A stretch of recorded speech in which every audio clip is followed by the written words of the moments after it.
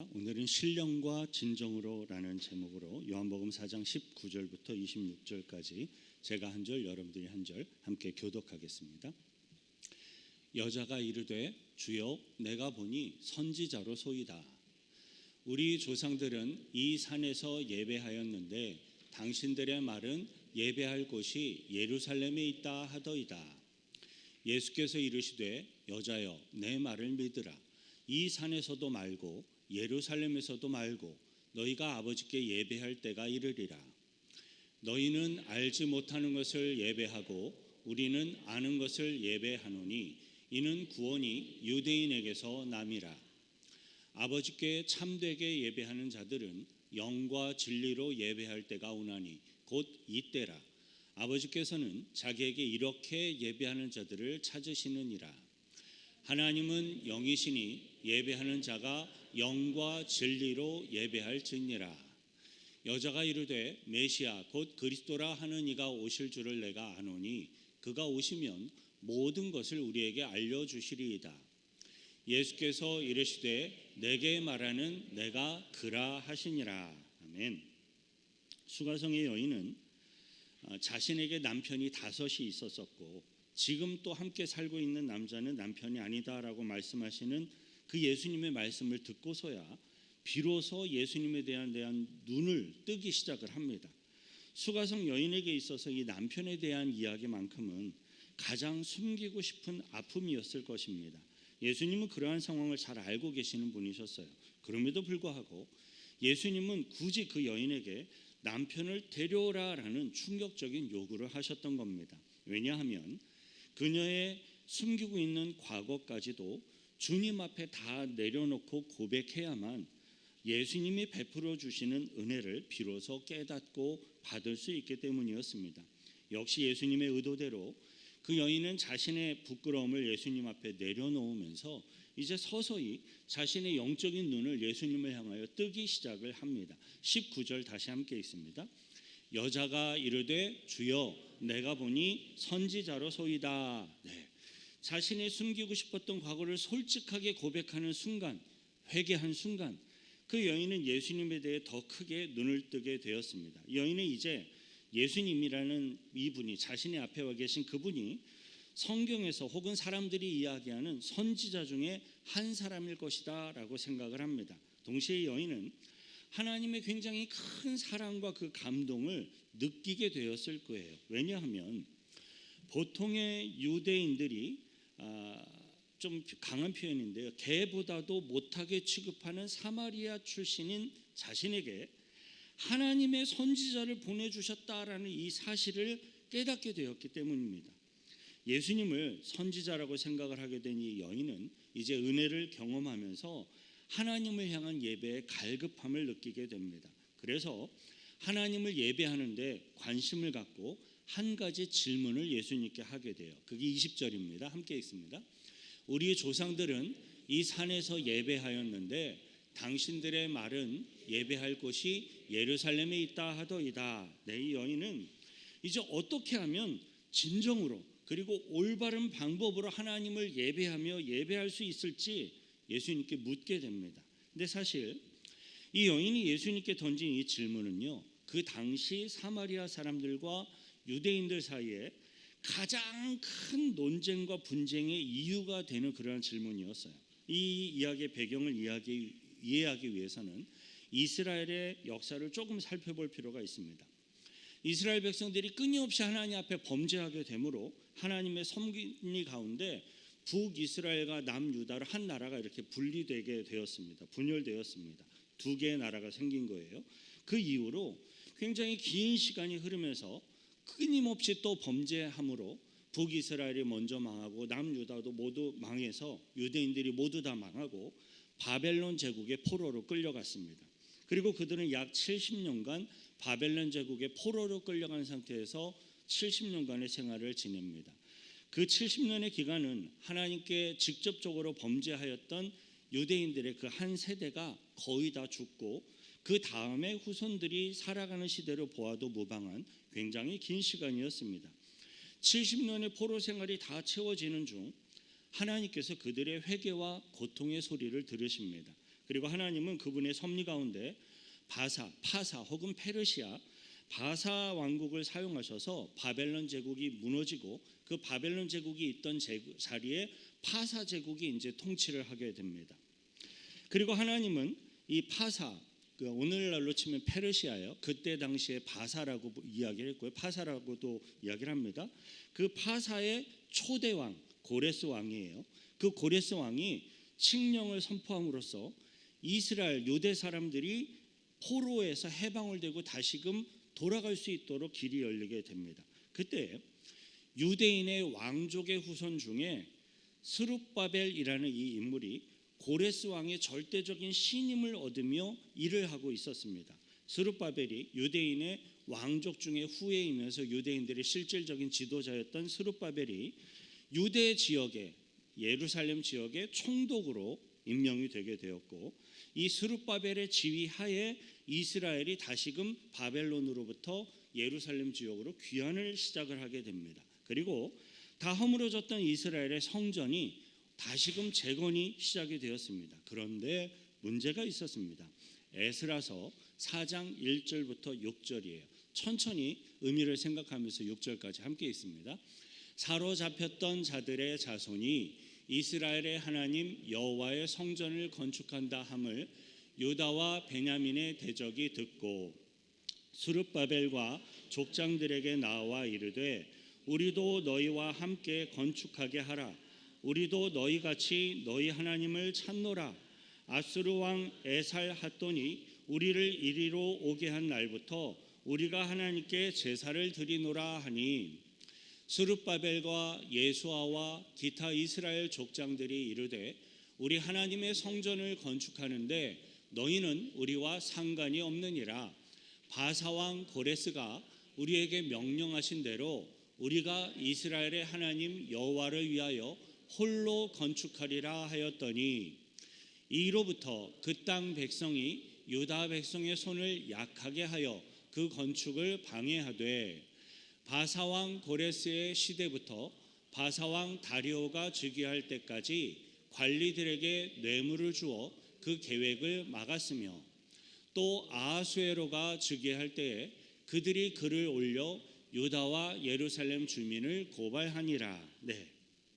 방금 읽은 에스라서 4장 1절에서 유다와 베냐민의 대적이라고 표현되어져 있는 사람들 중에는 그 당시에 사마리아 지역 사람들이 가장 대표적인 사람들이었어요.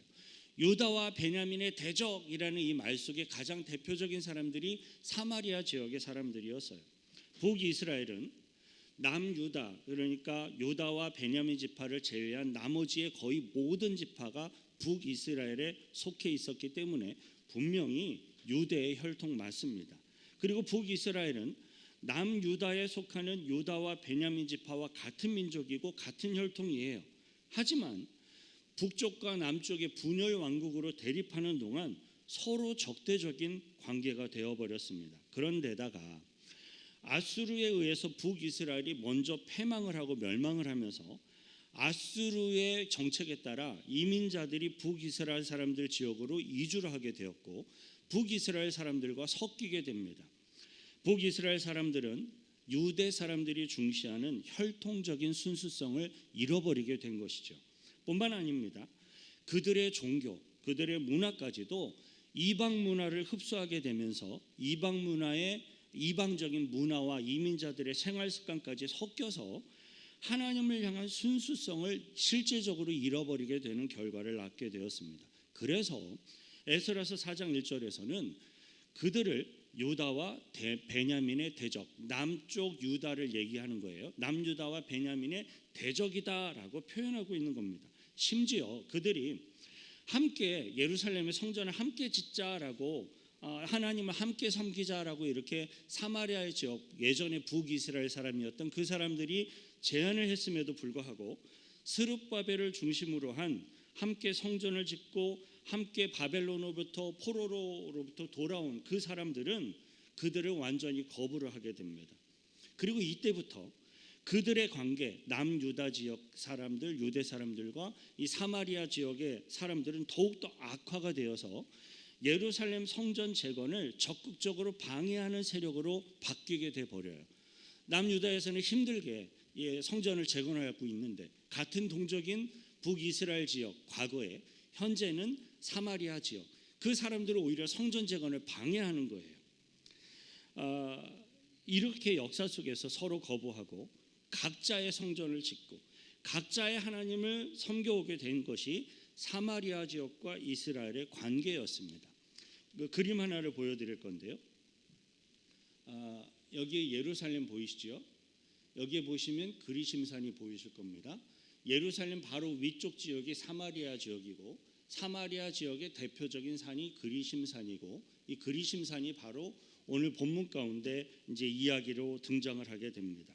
이때부터 사마리아를 중심으로 사는 사람들은 그리심산에서 기도하고 예배하면서 하나님을 섬기는 그리고 거룩한 성전이 바로 그리심산이다라고 주장을 하게 되고요. 남유대의 사람들은 이스라엘 예루살렘만이 하나님의 성전이다라고 주장을 하게 되었던 거죠. 실제로 유대 민족 가운데 예루살렘 성전이 생긴 거고 사마리아 지역에 그리심산 성전이 생겨서 서로 대립을 하는 관계가 돼 버린 겁니다. 예수님은 선지자로서 이게 수가성 여인이 이제 인식을 하게 되었기 때문에 이 문제를 이제 예수님께 질문을 하고 있는 거예요. 이 여인은 예배에 대해 큰 혼란을 겪고 있었습니다.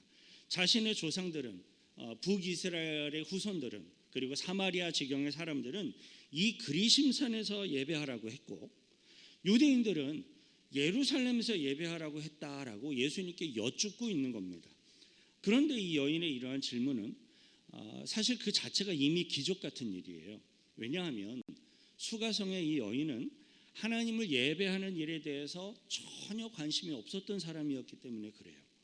물이 필요해서 물을 길러 온 여인인데 그것도 사람들의 눈길을 피해서 제일 뜨거운 한낮에 정오에 물을 길러 온 여인인데 자신도 모르는 사이에 진정한 예배를 사모하며 추구하는 문제로 자신의 생각과 마음이 이렇게 바뀌게 되어진 거예요. 예수님을 모르는 세상의 사람들은 항상 무엇을 입을까, 무엇을 먹을까, 무엇을 마실까 생각하며 이야기를 합니다. 그러다가도 어느 날 예수님을 알게 되고 예수님을 만나게 되면 자신이 이야기하는 대화의 화제거리가 주제가 바뀌어지게 돼요. 지금까지 가져왔던 세상적인 관심에서 점점점 기도, 섬김, 헌신 등의 영적인 관심으로 바뀌게 됩니다. 이러한 모습은 우리 인간들의 이성적 사고를 가지고 사물을 객관적으로 이해하고 정보를 해석하는 그러한 세상 사람들의 일반적인 방법으로부터 자신이 잘 설명할 수는 없지만 막연하게 추구하게 되는 그 영적인 것을 추구하는 모습으로 이렇게 바뀌어 가게 되는 거예요. 예배는요, 사물을 이해하고 해석하고 분석하는 것을 뛰어넘어서 창조주 여호와 하나님을 믿고 경배하며 찬양하는 것입니다. 신앙은요, 하나님에 대해서 따지고 연구하는 게 아닙니다.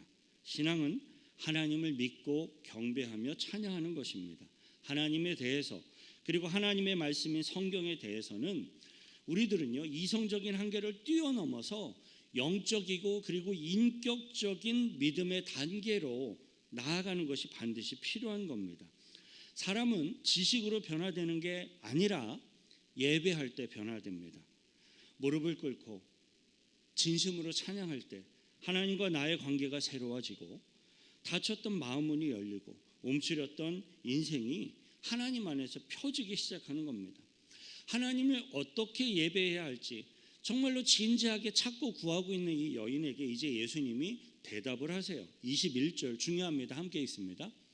예수께서 이르시되 여자여 내 말을 믿으라. 이 산에서도 말고 예루살렘에서도 말고 너희가 아버지께 예배할 때가 이르리라. 예배에 대해 혼란스러워하고 있는 이 여인에게 예수님이 가르침을 주셨습니다. 예배는 장소가 중요한 게 아니다. 산에서 예배하든지 예루살렘 성전에서 예배하든지 그것은 상관없다. 그것은 예배의 핵심이 아니다라고 말씀하십니다. 예배에서 장소, 분위기, 형식, 그리고 느낌, 감정 그것은 아직 그렇게 중요한 게 아니다라고 강조하시며 이야기를 합니다. 물론 예배의 방법, 예배의 과정, 실질적으로 예배에 많은 영향을 끼치게 돼요. 그래서 중요한 것은 사실 맞습니다. 그래도 참된 예배에서 가장 중요한 것은 누구에게 어떻게 예배를 드리느냐 하는 게 가장 중요합니다. 장소, 형식, 느낌보다 예배의 대상을 어떻게 정하고 그 예배의 대상 앞에 내가 어떠한 마음과 어떠한 모습으로 예배를 하는가가 정말 중요한 거예요. 초막이나 궁궐이나 내주 예수 모신 곳이 어디나 하늘나라라는 이 고백 그대로입니다. 장소, 분위기, 제도, 형식, 이것이 물론 예배에 영향을 주지만 예배의 본질이 될 수는 없습니다. 참된 예배는 하나님께 신령과 진정으로 드리는 것입니다. 그런데 많은 사람들은요, 예수를 믿음으로 예배를 드림으로 축복을 받으려고만 합니다. 물론 예배는 축복의 중요한 요소입니다. 많이 받으면 좋고 받은 것이 없으면 세상 사람들은 싫어하죠. 크리스천들도 그런 요소가 분명히 있습니다. 예수를 믿고 신앙생활을 하는데 내가 복을 받는 것 같으면 좋아하고 뭔가 잘 안 풀리고 힘든 일이 계속 생기면 신앙까지도 흔들리는 모습들을 보이게 돼요. 그러나 예배의 요소 중에서요, 우리들이 하나님으로부터 축복을 받는 것도 정말로 중요하지만 사실은 하나님께 우리들이 무엇을 어떻게 드리는가 하는 것이 예배의 요소에서는 더욱더 중요하고 정말로 중요한 것입니다. 그래서 진정한 성도들은요, 주님께 헌금을 드립니다. 이 세상에서 살아가는 동안 내가 소중하게 생각하는 물질을 하나님께 드리는 것이죠. 또 하나님의 백성들은 자신의 시간을 내어 드립니다. 참된 예배를 소중히 여기며 드리고자 하는 성도들은 예배 시간에 잘 늦지도 않습니다. 주일을 위해 한 주 동안 정성스럽게 예배를 준비합니다. 어떤 분들은 목욕도 하시고 깨끗한 옷으로 갈아입습니다. 누가 뭐라고 시켜서가 아니에요. 그냥 자발적으로 기쁨으로 그렇게 하는 겁니다. 하나님을 사랑하기에, 하나님께 더 정성을 드리기 위해 기쁜 마음으로 준비하는 것이죠. 22절 함께 읽습니다. 너희는 알지 못하는 것을 예배하고 우리는 아는 것을 예배하노니 이는 구원이 유대인에게서 남이라. 참된 예배는 자신이 누구를 예배하는지 알고 있어야 돼요. 아는 것을 예배합니다. 그러나 거짓 예배는 모르는 것을 예배합니다. 사마리아 사람들은 열정적으로 예배를 드렸어요. 열정이라는 표현이 맞을 것 같아요. 우상의 문화와 우상 숭배의 모습이 섞여서 들어왔으니까 우상을 숭배하며 춤을 추고 뛰고 자신의 몸을 해하던 그 열정이 하나님을 섬기는 예배의 모습에 섞여져서 열정적인 예배의 모습과 형태를 사마리아 지역은 조금 더 추구하고 갖게 되었습니다. 그러나 그들은 예배의 대상이 누구인지를 잘 몰랐습니다. 사마리아 사람들은 전통적으로 관습적으로 그냥 보고 배운 대로 예배를 드렸던 겁니다. 왜 예배를 드리고 있는 건지, 그리고 누구를 예배하는 건지 깊이 생각조차 하지 않았습니다. 그들은 모세 오경만을 성경으로 인정하고 나머지의 다른 성경들은 인정하지 않았습니다. 왜냐하면 그렇게 되면 예루살렘의 전통성을 인정할 수밖에 없거든요.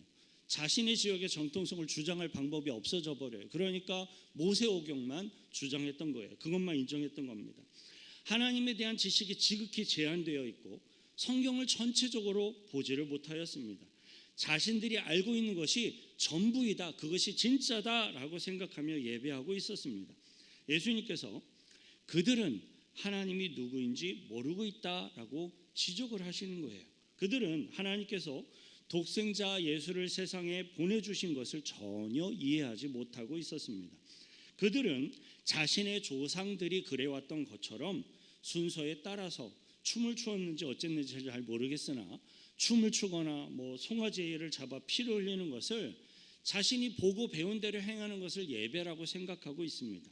우리 모든 사람들은요, 무의식적으로 형식을 답습하는 경향성을 누구나 다 갖고 있습니다. 내가 부모로부터, 주위 사람들로부터 보고 배우고 느낀 거를 그냥 무의식적으로 똑같이 답습하는 경향성을 우리는 누구나 다 갖고 있는 거예요. 그러나 그것은 겉으로 보기에는 화려해 보일지는 모르지만 내용이 없는 것이죠.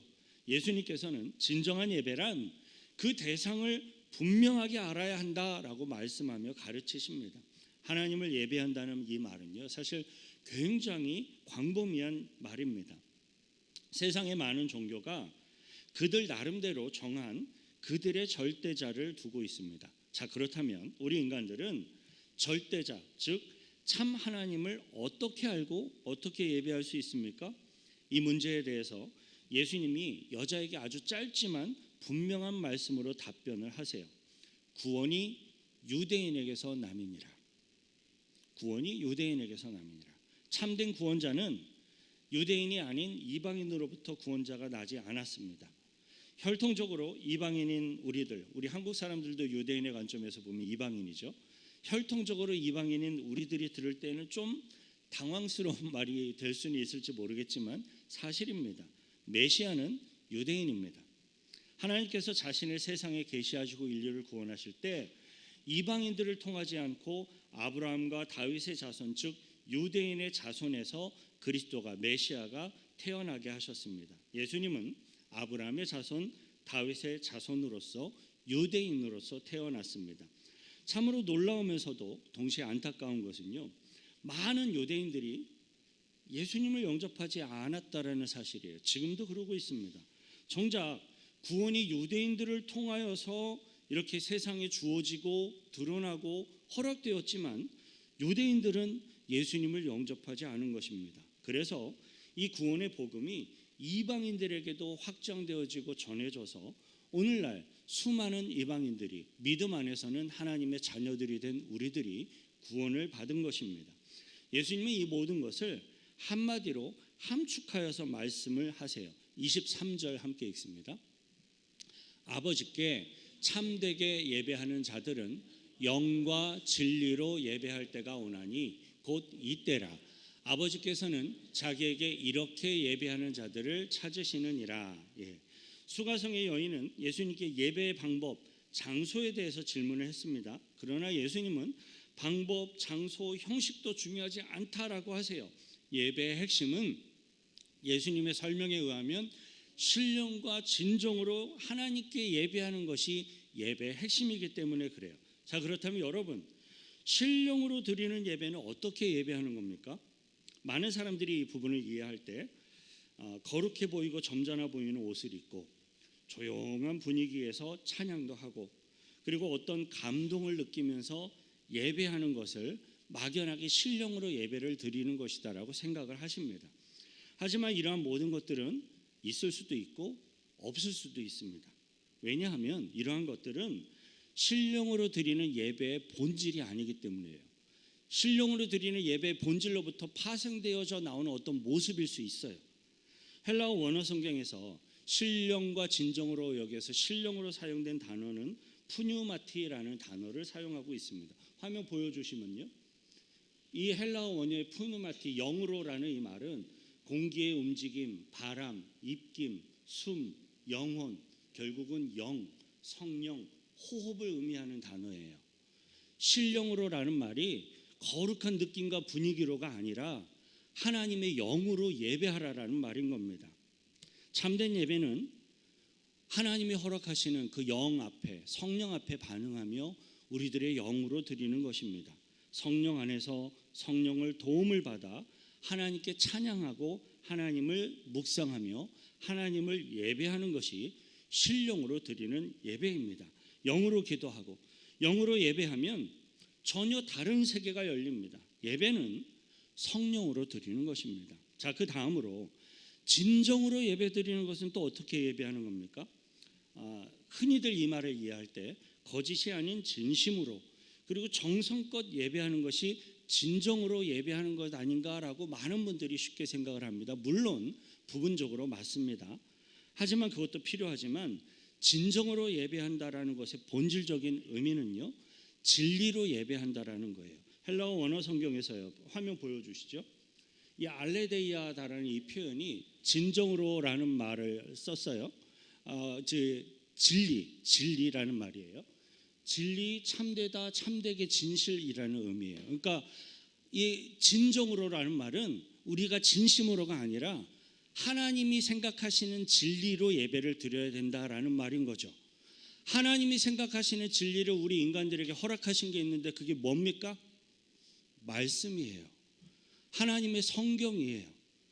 예배는 하나님의 허락하시는 성령과 하나님의 말씀으로 드리는 예배가 신령과 진정으로 드리는 예배가 됩니다. 말씀에 충만한 예배, 말씀에 근거한 예배가 되어야 한다는 겁니다. 예배의 대상은 하나님이세요. 그리고 예배의 방법은 하나님이 허락하시는 성령과 하나님이 우리들에게 허락하신 천국의 하늘나라의 진리인 말씀입니다. 이곳으로 함께 예배할 수 있을 때 신령과 진정으로 드리는 예배가 가능해져요. 저와 여러분들은요, 성령의 운행하심 가운데 말씀의 진리가 역사하는 가운데 예배하시기를 축원드립니다. 신령과 진정으로 예배할 때 하나님의 놀라운 은혜와 능력이 우리 안에 강물처럼 흘러 넘칠 것입니다. 사마리아인들의 예배는 성령이 없이 하지만 열정을 가진 열정적으로 예배를 하고자 추구하였던 모습이었습니다. 그리고 유대인들의 예배는 성령의 역사가 없는 단지 하나님의 말씀 진리를 갖고 있기는 하지만 이 진리를 온전히 이해하지도 못한 채로 그들의 기준과 수준에 맞추어서 그것을 이해하며 추구하고 있었던 예배라고 말할 수 있습니다. 사마리아인과 유대인들은 서로 극단의 다른 점들을 추구하고 있었지만 반쪽짜리 예배 중에서도 온전하지 못한 반쪽짜리를 추구하고 있는 예배였습니다. 하지만 성령과 말씀이 하나가 되는 예배, 그것이 참된 예배입니다. 흥미로운 것은요, 아버지께 참으로 예배하는 자들은 신령과 진정으로 예배할 때가 오나니라고 말씀하셨는데요, 그때가 바로 이때라라고 예수님이 선언하세요. 구약 성경의 전통적인 예배, 유대인들의 말씀 중심의 예배, 또 사마리아인들의 열정적인 예배가 있었지만 지금까지는 신령과 진정으로 예배하는 것을 알 수가 없었다. 지금까지는 그러지 못하였다. 그런데 예수 그리스도를 통하여서 비로소 지금 예배가 완성되었다라고 선언하는 것입니다. 오늘 보면 24절부터 25절 함께 읽습니다. 하나님은 영이시니 예배하는 자가 영과 진리로 예배할지니라. 다음 구절. 여자가 이르되 메시아 곧 그리스도라 하는 이가 오실 줄을 내가 아노니 그가 오시면 모든 것을 우리에게 알려주시리이다. 우리는 신령과 진정으로 드리는 예배를 드려야 합니다. 왜냐하면 진리 되시고 성령 되신 메시아 되신 예수 그리스도가 오셔서 우리들에게 성령을 보내주시고 진리를 깨닫게 해주시기 때문입니다. 예수님께 우리들이 나아가서 구하면 진리가 열리고 성령이 우리들 가운데 역사하심으로 천국의 문이 열려서 하나님을 비로소 깨달을 수 있게 되고 보게 되고 그 하나님의 은혜와 구원의 능력이 나타나서 우리를 구원하게 됩니다. 이제 이 우물가 여인의 생각이 더 명확해졌고 분명해졌습니다. 이제 여인의 생각과 마음은 인류를 구원할 메시아 그리스도에게 이제 집중되어지고 있어요. 바로 그때 예수님이 한마디를 선언하십니다. 26절이에요. 예수께서 이르시되 내게 말하는 내가 그라 하시니라. 아마 이 대답을 들은 여인은 기절할 만큼 놀라고 감격하며 기뻐했을 겁니다.